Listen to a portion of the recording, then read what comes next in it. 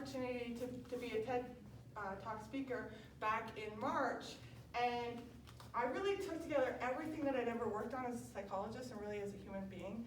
And who I am is very similar to all of you in the sense that I want to help make people's lives better. And in trying to make people's lives better, we also have to be sensitive, just like I said earlier, to the fact that we give so much of ourselves that sometimes there's not a lot left over. So that's why I want to talk about the fact that thriving under pressure is about you and the people that you help, as an educator, as a parent, as a spouse, as a friend. But on the biggest part of all of this, when we get to the C is the fun group too. That's why I got my little box, my little boxing book there. So when I was putting together my TED Talk, Thriving Under Pressure, was based on a blog that I started about 3 years ago. And what I found over time as a psychologist, as a friend, as a teacher, that I started to get a lot of the same questions, same problems. And over time, I needed a way that I could process it, and I love to write, I love to create. And based on that, I came up with this model of thriving under pressure. Because there's no doubt that every single one of you is under a lot of pressure, but equally, we invite pressure into our lives. Because we want to be better. We want to give back. We want to do all these great things.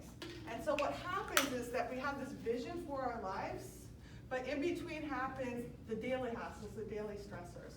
So if we have some kind of map that can take us from our pain to our power, from our stress to our strength, from anything that's small to something bigger, then it can guide us. Because, after we've been through something, it all makes sense, but when we're in it, we can be very lost. And I remember when I first came here to kickbox, I had no idea what any of the punches were.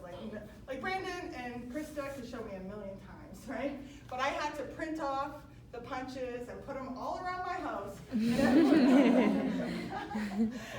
my husband knows I would practice on him, but just an air punch.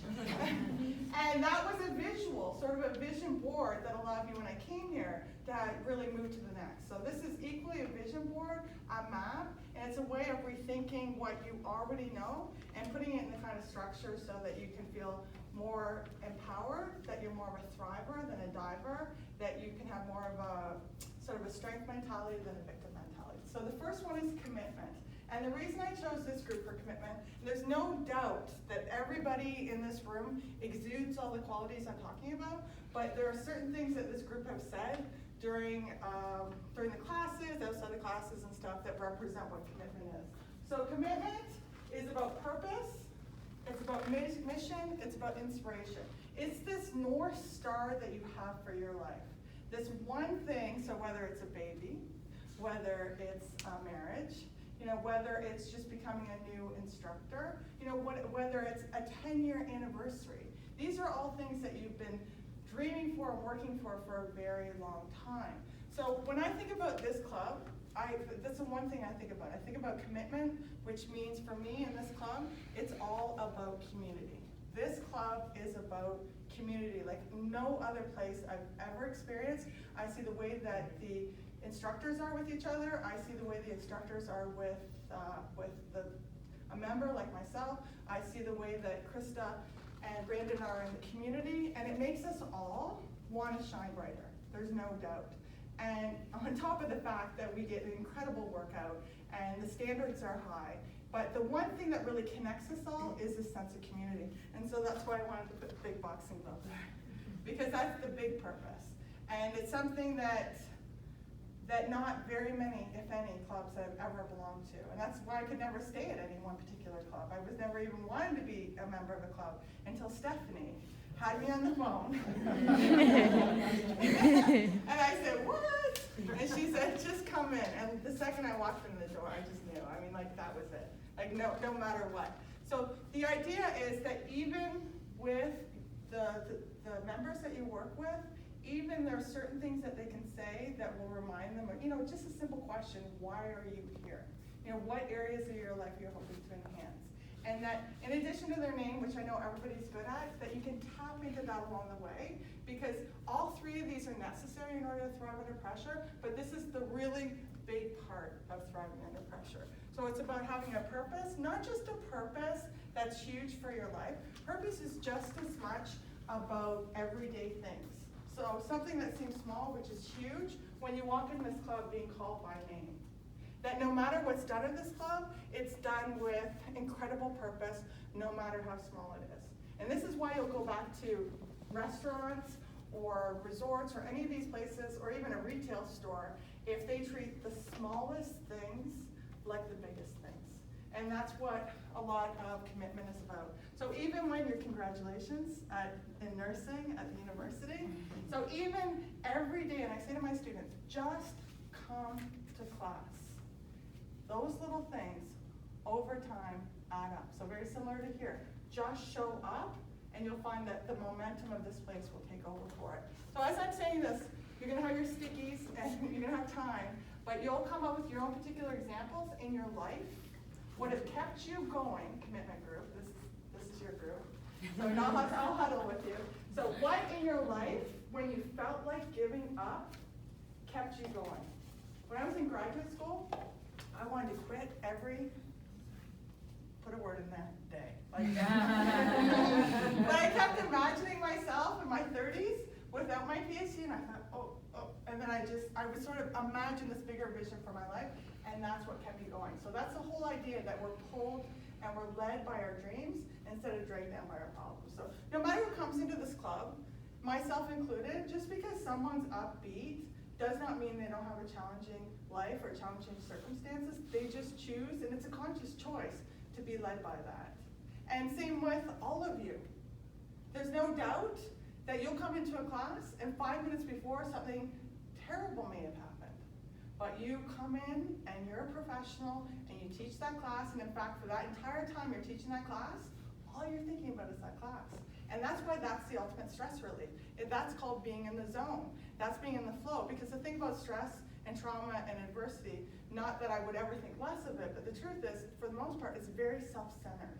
And when you think about commitment, that's what connects everybody in this room. And I've seen a lot of staff, I've worked with a lot of staff in a lot of different places, and it's clear that the leadership here has so much to do with the connections that I see between you and the way that you support each other, because what you do here affects everything you do out there. So that's really what commitment's about. Commitment's like something bigger than you. So it could be your faith, it could be your family, it could be a number of things, but that's what, if you could just tie back into it, it could be your cute little girlfriend pictures on Instagram. I'm like, I want to She was Facebook. And along those lines of relationships, I'll say that my husband and I have been together 16 years, and the one thing that really keeps us together is that 100% of our decisions are for our marriage, not for us individually. Because if we make what's good for the marriage is good for both of us, and that it works. I can't say it was that good in earlier relationships. So that's why it's the big love. And if you have a why, like think about back to relationships. If you're committed to something, fully committed to something, you can endure just about anything. But if you have one foot at the door, every little thing. Now let's go back to relationships. You know you want to break up with that person, and just about every little thing they do is going to drive you crazy. See that there's smallage on top. Okay, so that's team commitment. And so I chose this group because there are certain words that you said in class that really reminded me of commitment, individual commitment, commitment to the club, commitment to your family. So that's something that this is a particular strength for this group. Doesn't mean it doesn't apply to everybody else, but these are the names that came to me, okay? So now we're moving over. Now we're moving over to challenge. Okay, so challenge. The thing about challenge is everything about this place is challenging. And not everybody thinks they want it, but they want it. Because you can't have great things without it being difficult. Now, the issue is that half the group might see the same situation as a threat, and half a group might see a situation as an opportunity. For example, where the original research that this is all based on was what happened way back when, 1981, the Ohio Bell Company downsized from about 30,000 employees down to 10,000 employees, and half the group that remained just crumbled, and the other half thrived. And so they looked at the mindset of the ones that thrived, and they saw it as an opportunity, because for once, they were able to get rid of all the dead wood that they had to keep around, and they had all these opportunities for creativity. Think of other places that you've worked, and people that just kind of skate along. I work, in a place that has a union, so people tend to stick around. And so that's all I'm going to say on tape. We'll edit that out. So the big issue for us is that when you see somebody that's threatened by something, whether it be in the gym or in your life or outside of work or a student in particular, and one of the reasons that I have Joe on this bench is because one of our first classes together, you talked a lot about failing and how important it was to fail. And most people see failure as a failure, but really it means that you're pushing yourself hard. And the way that you framed it, I thought, he must be a teacher the way he's talking. And most people have this fear of failure. If you're actually failing, that means you're growing. And another reason I have Krista on here is because you're particularly good at ramping up the challenge. Oh, I am. Yeah. And the reason I have you on here is because just an example of turning something from a threat into an opportunity is just sort of breaking it down. You're really good. This group in particular is really good at breaking things down. So you don't have to, this is why I love absolutely everything about the rounds is perfect for this, right? But the way that you'll even say set up for the 5-minute, 3-hour, 7-day plank that we do. But you frame it that if you can only do the first minute or the last minute, whatever your success is your success. And then also the way the rounds are set up, that sets you up for opportunity instead of threat. Because if you can just work to the time, that makes a difference too. And I see you on the floor, both of you, all three of you on the floor. Okay, I'm done. Okay. But you two in particular on the floor, you challenge yourself. You really challenge yourself when you're working it. Right up here, the mirror right above there. Oh, she knows. And then sometimes I'm like, who is this person? Because you really ramp it up for sure. Which is also, in terms of that challenge, what you do for everybody else, even as a member on the floor. This is what I like, and I said this to Brandon the other day. The only thing better than coming to a kickboxing class here is coming to a kickboxing class where there are a whole lot of kickboxing trainers and instructors in the class. Absolutely. What a different atmosphere, eh? Right? Right, so that's, you ramp up, and I've seen you, we talked about karate and all that kind of stuff, and that you set goals for yourself too. But the idea is that challenge, the problem is not the challenge, it's 100% how we think about the challenge. It's 100% how we think about the challenge. So there's this model in cognitive psychology, and that if two people experience an event, you're like, that's no problem, I don't see what the big deal is. Never look at what the event is. Always look at the thoughts about the event, and that's where you have to go in. So the thoughts about the event. So when this group is preparing some examples of this, think about in the past where you felt threatened and where it may have been flipped around so you saw it as an opportunity. And as instructors, there are two parts to this challenge. One, you have to give us a challenge. We want a challenge. That's why we come here. But there's certain things that you do that make it possible to get through that challenge. Just like when a kid learns how to ride a bike with the training wheels. So that's an example of that. And then, reframe the challenge. Once again, you can't have diamonds without pressure. Like, everybody wants all of these things in life, but as everyone in this room knows, you don't just get them. You have to work for them. And because we have this simulated world of online, where most people have 2 feet, the online world, simulated world, and the real world. In the simulated world, we see the 2-hour action movie. In the real world, it's all green screens, and it takes 12 months. And you guys actually know the people that are doing it. So we have a situation where people have such a low threshold for pressure and for stress because we're not allowing them to experience it. So that's why I love the whole idea of the karate school. And I can see a lot of the kids that have, how many of you went through the karate program? Right there. So you know. So you're expected to work on your mindset, that you're going to work for it. All of those things are important. The real world is boring. It's cumbersome. It's expensive, and you're paying for it, not your parents, and it takes time. And so if you are working with a student, a friend, a member here, whatever it is, what you need to assess, are they seeing the challenge as a threat or an opportunity? If they see it as a threat, then how can you break it down? How can they reduce the challenge? Maybe they only come for half a class. What I do all the time, reverse psychology, is I will show the students the door and remind them that not only are they paying for the pain, it's called tuition, and they can leave anytime they want, but they never do. And the idea is that when you feel like you have choice, then it's less of a threat and it's more of an opportunity. So my threats don't work? Yeah, your threats, they're for the first 2 years. No, I was thinking about my kids, I always threaten them, I'm like, If threats work, but you have to follow through. You gotta follow through, otherwise they'll call it, it's like poker. You got it, right? Yeah. Right. If you're gonna say it, you gotta do it. If you're gonna race them, you gotta win.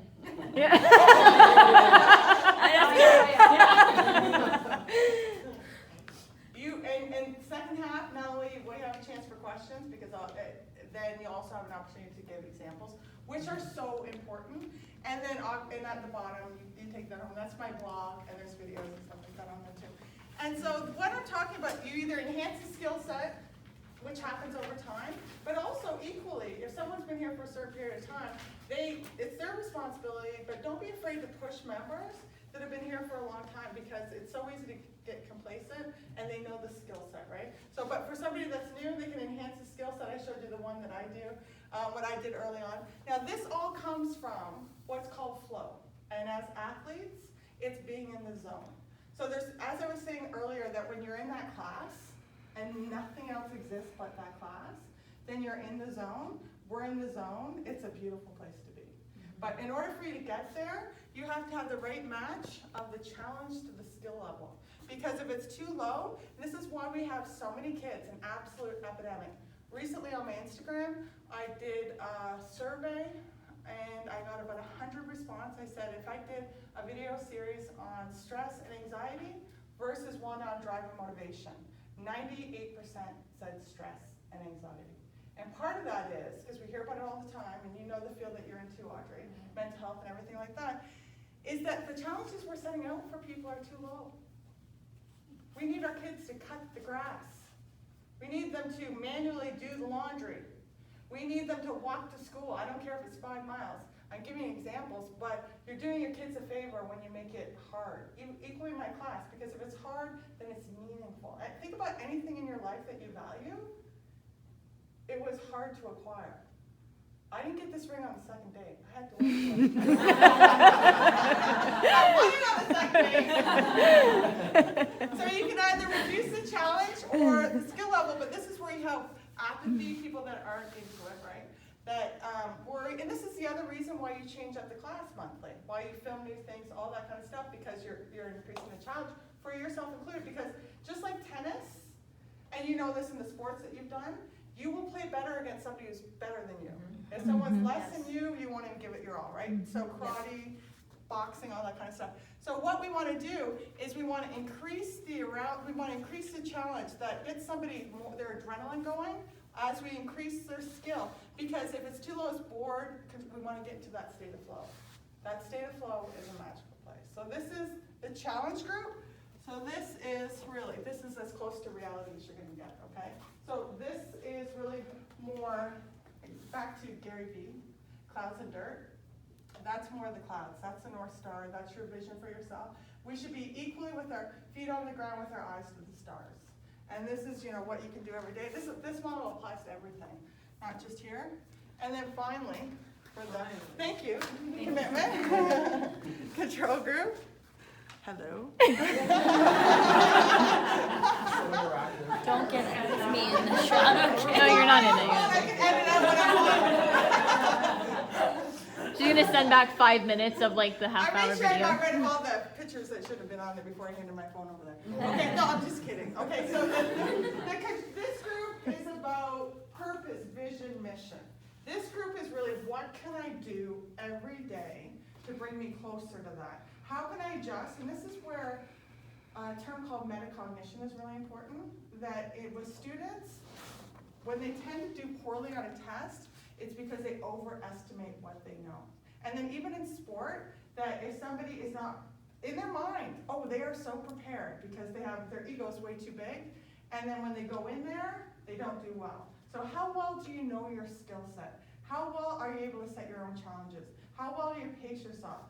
The opposite of really opportunity and challenge is something called learned helplessness, and that's somebody who sets their goals so low that they know they're going to achieve them, or so high that they'll never achieve them. You want a moderate level of that. So something to think about. And then finally, control is whether or not you believe you can do it. So this is really, I think of the first one almost like faith and vision.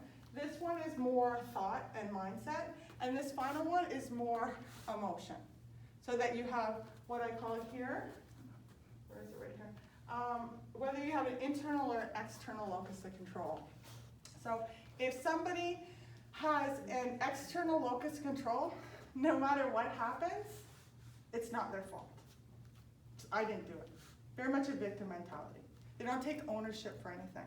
And the problem with that is they are going to live a life of victimhood, and they will never feel in charge of anything, and they'll really not go far. They're more likely, they're much at risk for depression for that. And for some, so somebody who has an internal locus of control, they take charge of their life. They take responsibility. That they take responsibility, if we're talking about the club, that if you're working on a program with them, they want to lose weight, they want to get fit, they will tell you the truth about what they've been eating. Or somebody with an external locus of control will, oh, I forgot to write that down, you know, type of thing. Or it was because it was movie popcorn, that's not my fault. Oh, it was Thanksgiving, whatever it is. Or somebody with an internal locus of control, they will focus on what's within their control. And why I chose this group for internal locus of control is this the emotional side of it, and that you do a good job of just having sort of a calm way about the way you teach. And there's just an overall feeling of, if I'm in your class, there's no question that I feel capable. You know, that's what comes across with this. So, and just the way that you approach things, it's almost like a Zen approach to the classes. And even when you're not teaching, you're instructing, which I really appreciate. No, that's not, like, that's the whole point. That's the whole point. And all of you are, but I'll remember this about Allison, because the 519's challenging. The 519, you better be paying attention. And then sometimes, and you're just really good about how specific you are to help people. Self-efficacy is a fancy term for confidence in your abilities, and just the way that you break it down too. And I had you for a Sunday class, and I just remember I felt like kickboxing, Buddhist version of kickboxing. Angie, you're always smiling. So, yeah, and full of cheer. Yeah. And that's part of it too. In my class. you know what you really do, Angie, is you're very self-deprecating in a way. So that you're kind of hard on yourself, and it's appealing in the sense that anybody who's going to come to this class and stare too long at these mirrors, they're going to find something. And so how you are that way allows everybody to kind of let their guards down, which I appreciate, and just your kick, okay? And Taylor, your dedication and the way that you went out of your way for me when I needed some help with yoga, stretching, and all that kind of stuff. So this is just a team that there's a certain, I put you in the control group for those reasons. So if somebody is feeling that the world's against them, it's over, it's the end of everything, then what you need to do, even with your clients, is say, okay, yeah, like 99.9% of what's happening in this world is outside of my control. But if I can find control within the 1%, then let's do something about that. So, unfortunately, I'm fine, but I'm gonna tell you a story. On the way home Monday night, I got in a car accident. I'm okay. But I'll tell you why this is important. Is the details are irrelevant, but the police officer said to me, she said, what I want you to do when you leave this place is, she said, when she leaves, she left, she said, buy some lottery tickets. Okay, why this means something, I haven't even scratched them yet, I've never bought a lottery ticket. Why this matters is because, it's more of a fender bender, but why it matters is in that moment, I felt so not in control. And I thought, the way my mind works, oh my God, there's going to be some kind of spiral. And she said, what I've learned in my job is that when something bad happens, something good happens. So when she told me to buy these lottery tickets, which actually I got my husband to do, when she and this is 49s and stuff, I guess it's tonight. So this may be the last time you see me.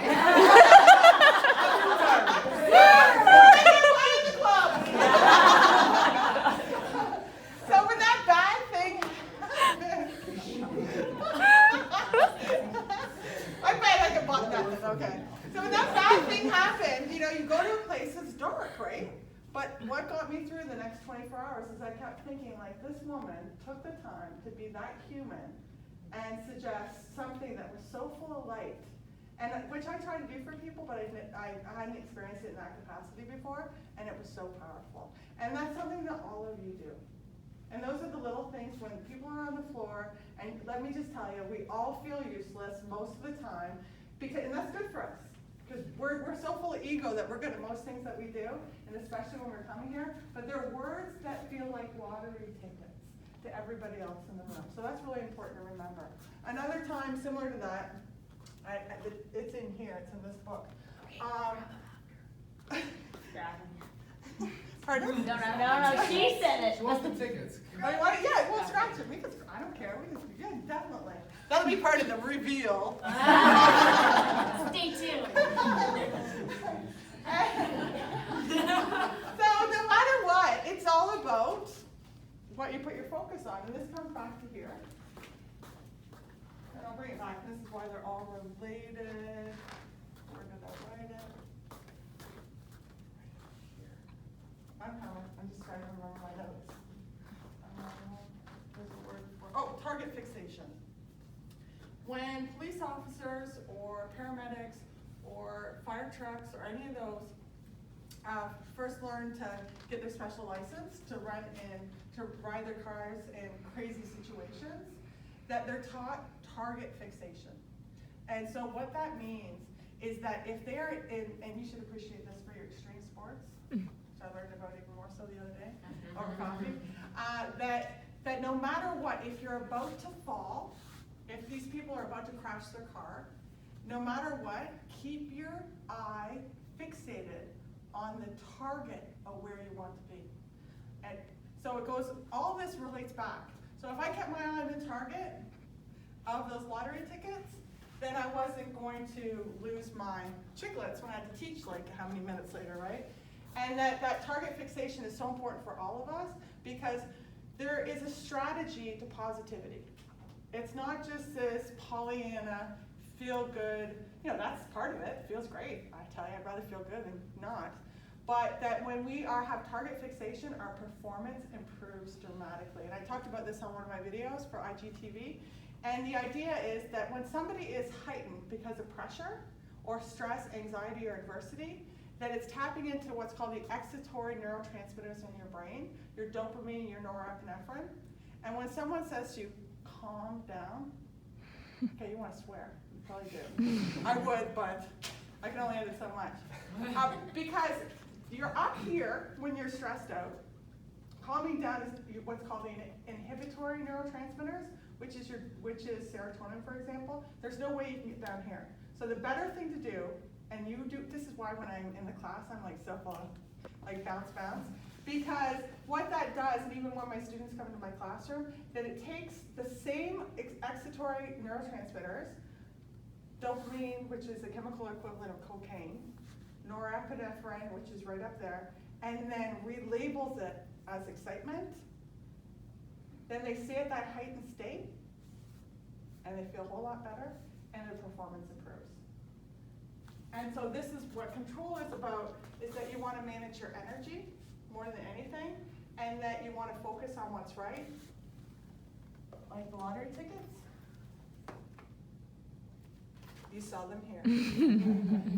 And there's another part of your brain called the amygdala, and when we have an amygdala hijack, that's when we go into panic mode, when we feel out of control, because I no doubt when you feel stressed out, you feel like you have zero control, and you do things and say things, and then 24 hours later, you realize, I was not in my right mind.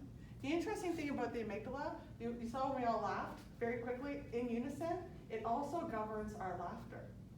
so that you can have somebody go very quickly from that sort of panic mode.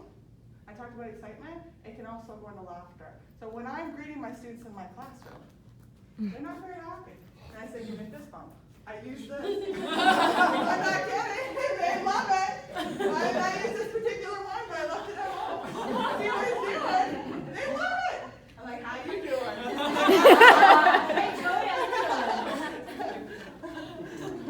And so now, I'm gonna steal that. I'm gonna do that in class. you got it. You have to, because you let go of the bullshit, and then you hold on to all of the above: community, vision, purpose, what you're capable of, the fun, the connection. That zone is as close as a fist bump. So that's my beginning of the presentation. So now over to you.